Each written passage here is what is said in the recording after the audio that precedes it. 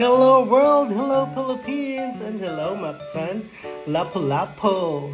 So, isa ba mo sa naay mga ero o sa dihang daghan sa mo'y gipanggamit kay let's say ang inyong balay daghay mga langaw and then naggamit mo ani. So, of course, inyo yun ni siyang ibutang sa mga taas na area no na dili makabot sa ero. But kung accidentally ang inyong ero matrap ani mapilit sa ilaha, of course ang mahitabo kay ang ilang buhok kay magkapilit-pilit ug ang mahitabo ana inyo na lang siyang guntingon.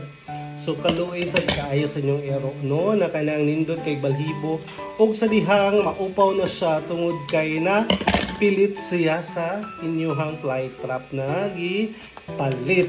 So kung sa itong buhaton para makasave ta na dili ta kinahanglan mag-groom or dili na kinahanglan putlon ninyo sa gunting ang balhibo na napilit sa mga inani.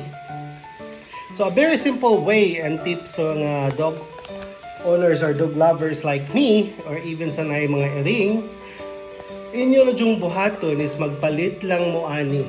Very kanang barato ra jud.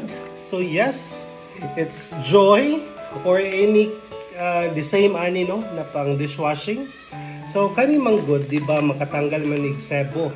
So basically kung ibutang ninyo sa buhok sa inyong mga ero katong mga nagpilit-pilit sa kaning inyong mga fly trap na inani or the fly catch paper, matanggal sa to siya. Now, make sure na sa buhok lang yun na area butangan ninyo og Joy. Ayaw butangi ang katong area na nasa iyang skin, no? Kay we don't know sa ingredients ani, of course, na-adjoy ka ng mga ingredients na dili angay para sa itong mga ero kay dili man yung regular shampoo nila.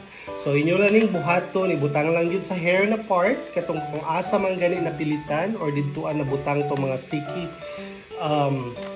part, no? So, mo ibutang ninyo Joy. And then, ihumo lang ninyo mga around 5 minutes, siguro. Until ma-feel ninyo, anaw ninyo ang buhok na mawa na to mga sticky or pilit.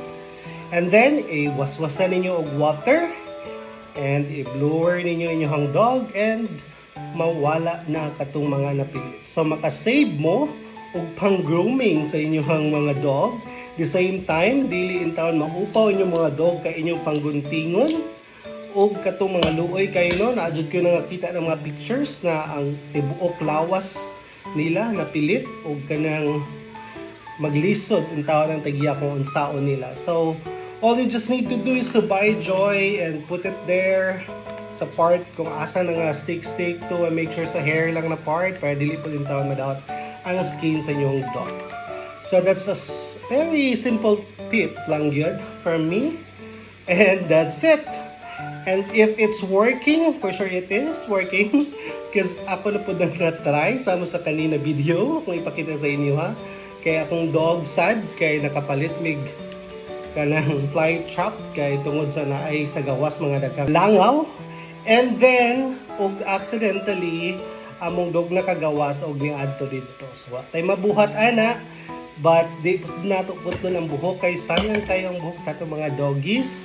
And then, ang atong buhaton is hato na lang siyang butangan og Joy para in town healthy and walay problema ang ilahang mga buhok na dili in town, mga lagas-lagas or mga pahak-pahak kay inyohang guntingon ang mga buhok pero isa ra man in town na butangan ani og so far okay na in town siya. Og mura kadto, thank you for watching everyone, every two and every three. Goodbye.